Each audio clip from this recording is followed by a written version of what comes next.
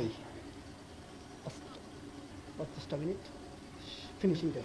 ইবনে মাজার 42 নম্বর হাদিস, আল্লাহর নবী সাল্লাল্লাহু আলাইহি ওয়াসাল্লাম বলছেন, ফালাইকুম বিসুন্নতি ওয়াস সুন্নাতুল খুলাফায়ে রাশিদিন আল মাহদিয়িন আযু আলাইহি বিন নাওয়াজিদ। সাহাবীরা তোমরা শোনো, তোমরা আমার মৃত্যুর পরে অনেক ইখতিলাফ দেখতে পাবে, তখন তোমাদের উপরে আবশ্যক হলো আমার সুন্নাতকে এবং আমার খোলাফায়ে রাশিদিনের সুন্নাতকে মারির দাঁত দিয়ে কামড়ে শক্ত করে ধরে থাকবা। আল্লাহ নবী সাল্লাল্লাহু আলাইহি ওয়াসাল্লাম বলছেন, তোমরা আমার সুন্নাত এবং আমার খোলাফায়ে রাশিদিনের সুন্নাতকে তোমরা মারির দাঁত দিয়ে কামড়ে শক্ত করে ধরে থাকবা। এই হাদিস প্রমাণ করছে, যদি রাসূল সাল্লাল্লাহু আলাইহি ওয়াসাল্লামের সুন্নাত থাকে তাহলে রাসূল সাল্লাল্লাহু আলাইহি ওয়াসাল্লামের সুন্নাতকে মানতে হবে, যদি রাসূলের সুন্নাত না থাকে তখন আবু বকর ওসমান আলীকে মানতে হবে। রাসূল সাল্লাল্লাহু আলাইহি ওয়াসাল্লামের সুন্নাত যদি স্পষ্ট থাকে তাহলে আবু বকর সিদ্দিক রাদিয়াল্লাহু তাআলা আনহু তার সুন্নাত গ্রহণ করা যাবে না। যদি রাসূলের সুন্নাত স্পষ্ট থাকে তাহলে ওমর রাদিয়াল্লাহু তাআলা আনহু তার সুন্নাত গ্রহণ করা যাবে না। যদি রাসূল সাল্লাল্লাহু আলাইহি ওয়াসাল্লামের সুন্নাত স্পষ্ট থাকে তাহলে আলী রাদিয়াল্লাহু তাআলা আনহু তার সুন্নাত গ্রহণ করা যাবে না। যদি রাসূল সাল্লাল্লাহু আলাইহি ওয়াসাল্লামের সুন্নাত স্পষ্ট থাকে তাহলে ওসমান রাদিয়াল্লাহু তাআলা আনহু তার সুন্নাত গ্রহণ করা যাবে না। কেন? যেখানে রাসূল সাল্লাল্লাহু আলাইহি ওয়াসাল্লাম উপস্থিত, যেখানে রাসূল সাল্লাল্লাহু আলাইহি ওয়াসাল্লামের সুন্নাত স্পষ্ট দলিল সহ আছে, তা ছাড়া তার সুন্নাত ছাড়া অন্য কারো সুন্নাত গ্রহণ করার কোনো সুযোগ নেই। রাসূলের সুন্নাত থাকার পরে যদি আবু বকর, ওসমান, আলী এদেরকে যদি না মানা যায়, কিভাবে এই দেশের মানুষ হানাফি, শাফি, হাম্বলি, মালিকি, চিশতি, কাদেরি, নকশবন্দি, মুজাদ্দিদি, শরীয়ত, মারিফাত, হাকিকত, তরিকত এদেরকে মানে? এরা কি করে ইমাম আবু হানিফার সুন্নাতকে মানে? এটা কোশ্চেন কালেও হতে পারে না, পারে না, পারে না। বলতে পারেন, হুজুর গাইবান্ধা থেকে এসেছেন আপনি, আজকে ইমাম আবু হানিফা যাকে আমার মাথার তাজ মনে করি, যেই মাথার তাজের ইমাম আবু হানিফার একটা সুন্নাতের কথা আপনি বলে যাবেন, যে ইমাম আবু হানিফা রাহিমাহুল্লাহ যেটা তিনি বারণ করে গেছেন, যেটা তিনি নিষেধ করে গেছেন, তার ওই নিষিদ্ধের বিরুদ্ধে, তার ওই বারণের বিরুদ্ধে রাসূলের হাদিস রয়েছে। যদি এই প্রমাণ না দিতে পারেন, হুজুর গাইবান্ধা থেকে এসেছেন, পায়ের জুতাও কিন্তু থাকবে না, দৌড়ে পালাতে হবে। জি, দৌড়ে পালাতে হবে না, ইনশাল্লাহ দলিল পেশ করছি। দেখেন, অনেক বই প্রস্তুত করে অনেক কষ্ট করে লিখে নিয়ে এসেছি। কিভাবে লিখে নিয়ে এসেছি? যেটা রাসূলের চূড়ান্ত সুন্নাত, সেটা কি? ইমামের পিছনে সূরা ফাতিহা পড়া। সেটা কি? আল্লাহি, আল্লাহর কসম করে বলছি, আল্লাহি, আল্লাহর কসম করে বলছি, আল্লাহ আমাকে প্রয়োজনে ধ্বংস করে দিবে। আল্লাহ, আমি যদি কাউকে কষ্ট দেওয়ার জন্য নিজের কনফিডেন্স এবং নিজেকে মানুষের সামনে বড় করার জন্য যদি আমি কথাগুলি আজকে আপনাদের সামনে পেশ করি, আল্লাহ যেন আমাকে ধ্বংস করে দেয়। আল্লাহি, আল্লাহর কসম করে বলছি, আমি কাউকে কটাক্ষ করে, আমি কাউকে কষ্ট দিয়ে আমি কথা বলছি না। শুধু রাসূলের সুন্নাতটা আপনাদের মাঝে আমি তুলে ধরছি, যেটা রাসূল সাল্লাল্লাহু আলাইহি ওয়াসাল্লামের চূড়ান্ত সুন্নাত, যেটা ইমাম আবু হানিফার নাম দিয়ে, যাকে আমার মাথার তাজ মনে করি, তার নাম দিয়ে, তার দোহাই দিয়ে এই রাসূলের সুন্নাত থেকে মানুষদেরকে বঞ্চিত করছে এই মাযহাবীরা। সেটা কি? দেখেন, ইমামের পিছনে সূরা ফাতিহা পড়া ইমামে আজম আবু হানিফা রাহিমাহুল্লাহ তিনি মাকরু বলেছেন। কি বলেছেন? আবার জোরে বলেন, কি বলেছেন?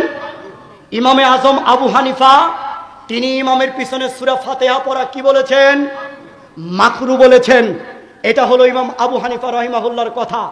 ইমাম শাফি, হাম্বলি, মালিকি এদেরও যে মত রয়েছে, এই মতের অনুসরণ যদি করে এই চারজন ইমামের, তারপরেও তারা ইমামের পিছনে সূরা ফাতিহা পড়তে বাধ্য হতো।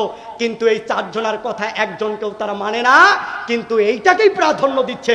যেহেতু ইমাম আবু হানিফা রাহিমাহুল্লাহ ইমামের পিছনে সূরা ফাতিহা মাকরু বলেছে, তাই তারা ইমামের পিছনে সূরা ফাতিহা পড়ে না। দেখেন, একটু আপনাকে আপনার নিকটে দলিল পেশ করি। ইমাম আবু হানিফা যেহেতু বলেছে ইমামের পিছনে সূরা ফাতিহা পড়া মাকরু, তারা আরো একটা দলিল পেশ করে। ইবনে মাজার 850 নম্বর হাদিস দিয়ে জাবির বিন আব্দুল্লাহ রাদিয়াল্লাহু তাআলা হতে বর্ণিত, তিনি বলেন রাসূল সাল্লাল্লাহু আলাইহি ওয়াসাল্লাম বলেছেন, মান কানা লাহু ইমামুন ফা ইন্না কিরাআতাল ইমামি লাহু কিরাআতুন। যাদের ইমাম আছে, ইমামের কিরাত, এই কিরাতেই যথেষ্ট, আর কোনো কিরাত, আর কোনো সূরা কিছু পড়তে হবে না। এইটা হচ্ছেন ইবনে মাজার 850 নম্বর হাদিস দিয়ে দলিল দিচ্ছে আমাদের প্রিয় দিনী ভাই তারা হচ্ছেন মাযহাবী ভাই, যারা ইমাম আবু হানিফাকে মানেন। অথচ এই হাদিস যদি আপনারা তারকিব তাহকিক করতে যান, এই হাদিসটির মধ্যে অনেক ত্রুটি রয়েছে। কি ত্রুটি দেখেন, আমি আপনার মাঝে পেশ করছি। এই হাদিসটি আপনার ইবনে মাজার যে হাদিস রয়েছে 850, এর ব্যাপারে যে হাদিসটি আপনারা আরো পাবেন আহমদের 14,233 নং হাদিস। হাদিসের তাহকিক হচ্ছে আলবানী রহিমাহুল্লাহ এই হাদিসকে হাসান বলেছেন। এর তাখরিজ বিন ইয়াজিদ ইবনে হারিস সম্পর্কে ওয়াকিল ইবনুল জাররাহ সিকা বলতে আহমদ বিন হাম্বাল তিনি বলেছেন এই হাদিসের যিনি রাবি তিনি হচ্ছেন মিথ্যুক। এই হাদিসের যিনি রাবি তিনি হচ্ছেন মিথ্যুক। তার মানে এই হাদিস মানার, এই হাদিসের উপরে আমল করার কোনো সুযোগ নেই। কেন নেই? কারণ এই হাদিসের যিনি রাবি তিনি হচ্ছে মিথ্যুক। ইমাম আবু হানিফার কথা হচ্ছে ইমামের পিছনে সূরা ফাতিহা পড়া মাকরু। আর একটি দলিল পেশ করছে, যেই দলিলের হাদিসের রাবি হচ্ছে মিথ্যুক, তার মানে ও হাদিস মানা যাবে না। তার মানে দুইটার কথাই ইমাম আবু হানিফা রাহিমাহুল্লাহর দোহাই দিয়ে সেইটাকে তারা পালন করে আসছে, জাতির সামনে পেশ করছে। যারা ইমামের পিছনে সূরা ফাতিহা পড়ছে তাদেরকে গালিগালাজ করছে, তাদেরকে অপমান করছে। কেমন গালি? তাদেরকে বলছে আহলে খবিস, তাদেরকে বলছে ইহুদিদের দালাল, তাদেরকে বলছে এরা সৌদি আরবের রিয়াল খেয়েছে, তাদেরকে বলছে এরা হচ্ছে এ যুগের শ্রেষ্ঠ মুনাফিক। অথচ যাদেরকে গালি দিচ্ছে আহলুল হাদিসদেরকে, তারা রাসূল সাল্লাল্লাহু আলাইহি ওয়াসাল্লামের চূড়ান্ত কথাকেই তারা গ্রহণ করছেন, মানছেন। সেই রাসূল সাল্লাল্লাহু আলাইহি ওয়াসাল্লামের চূড়ান্ত কথা, সেই হাদিসটি আপনারা অবশ্যই পাবেন, যেটা আবু হুরায়রা রাদিয়াল্লাহু তাআলা আনহু তিনি বলেছেন, রাসূল সাল্লাল্লাহু আলাইহি ওয়াসাল্লাম বলেছেন, লা সালাতা লিমান লাম ইয়াকরা বিফাতিহাতিল কিতাব। কোন সালাতে নেই যেই সালাতে সূরা ফাতিহা পড়া হয় না। যেই সালাতে সূরা ফাতিহা পড়া হয় না সেই সালাত হয় না। যেই সালাতে সূরা ফাতিহা পড়া হয় না সেটা সালাত হয় না। হোক না সেটা ইমামের পিছনে, হোক না সেটা একা একই, হোক না সেটা ইমামের পিছনে, হোক না সেটা একা একই। যদি ইমামের পিছনে, যদি একা একই ভাবে ইমামের পিছনে সূরা ফাতিহা কেউ যদি না পড়ে তাহলে তার সালাত হবে না। এ কথা মুহাম্মদ সাল্লাল্লাহু আলাইহি ওয়াসাল্লাম বলেছেন। এখন আপনারা বলুন, আপনারা ইমাম আবু হানিফাকে মানবেন না মুহাম্মদ সাল্লাল্লাহু আলাইহি ওয়াসাল্লামকে মানবেন? আমি আজকে এই মিডিয়ার মাধ্যমে আমি 1000 মনোজন দিয়ে এই বাংলাদেশের জাতীয় মসজিদের খতিব মুফতি আব্দুল মালেক সাহেব, তাকে আমি এটা অনুরোধ করছি এবং এটা চ্যালেঞ্জ ছড়িয়ে দিচ্ছি, তার যত অনুসারী আছে সমস্ত অনুসারীদেরকে, মুফতি আব্দুল মালেক সাহেবকে আমি অনুরোধ করছি, আপনি মসজিদের মেম্বারে দাঁড়িয়ে বাইতুল মুকাররমে উচ্চ স্বরে গলার আওয়াজ মজবুত করে জাতির সামনে এই কথা বলুন যে ইমামে আজম আবু হানিফা রাহিমাহুল্লাহ ইমামের পিছনে সূরা ফাতিহা মাকরু বলেছেন, তাই আমরা মানতে পারছি না।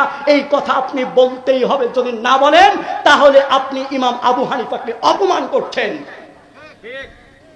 জাতি জানুক যে ইমাম আবু হানিফার কথা মানবে না মুহাম্মদ সাল্লাল্লাহু আলাইহি ওয়াসাল্লামের কথা মানবে। যেহেতু মুহাম্মদ সাল্লাল্লাহু আলাইহি ওয়াসাল্লামের কথা চূড়ান্ত, ইমামের পিছনে সূরা ফাতিহা পড়তে বাধ্য, তার মানে ইমাম আবু হানিফাকে মানার কোনো সুযোগ। দেখুন রাসূল সাল্লাল্লাহু আলাইহি ওয়াসাল্লামের সুন্নাত যদি পালন করেন তাহলে আপনার উপকার কি? ভাই 25 মিনিট ফিনিশিং দেখুন রাসূল সাল্লাল্লাহু আলাইহি ওয়াসাল্লামের সুন্নাত মানলে আপনার উপকার কি? এই হাদিসটা আপনারা শুনেছেন কিনা তা আমার জানা নেই।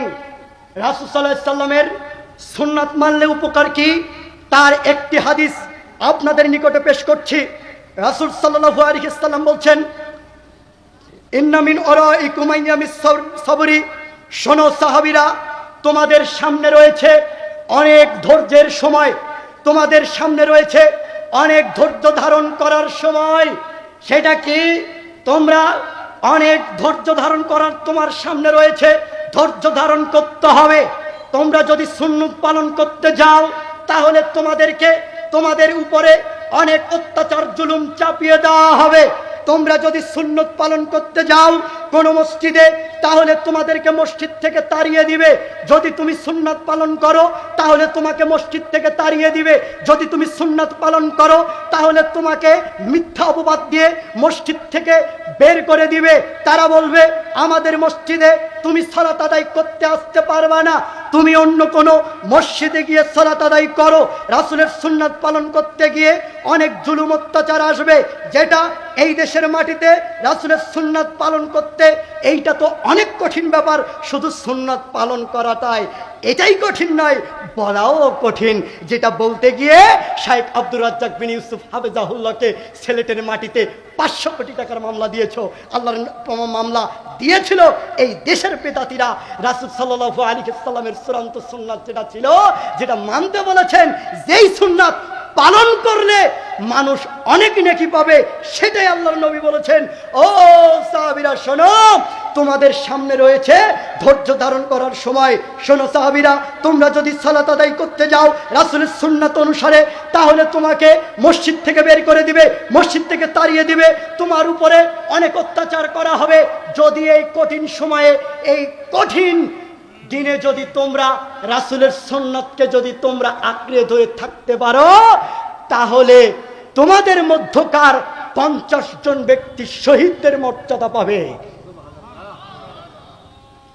তার মানে ইমামের পিছনে যদি ফাতিহা পড়েন, একদিকে সুন্নাত আর একদিকে ওয়াজিব, আপনি যদি ইমামের পিছনে সূরা ফাতিহা পড়েন, এই কঠিন সময়ে যদি আপনি পড়েন, আপনার উপরে অত্যাচার করা হোক আর না হোক, যদি এই সুন্নাতের উপরে টিকে থাকতে পারেন, তাহলে ইনশাআল্লাহ আপনি মৃত্যুবরণ করার পরে 50 জন শহীদদের মর্যাদা আপনি পেয়ে যাবেন ইনশাআল্লাহ। সম্মানিত উপস্থিতি।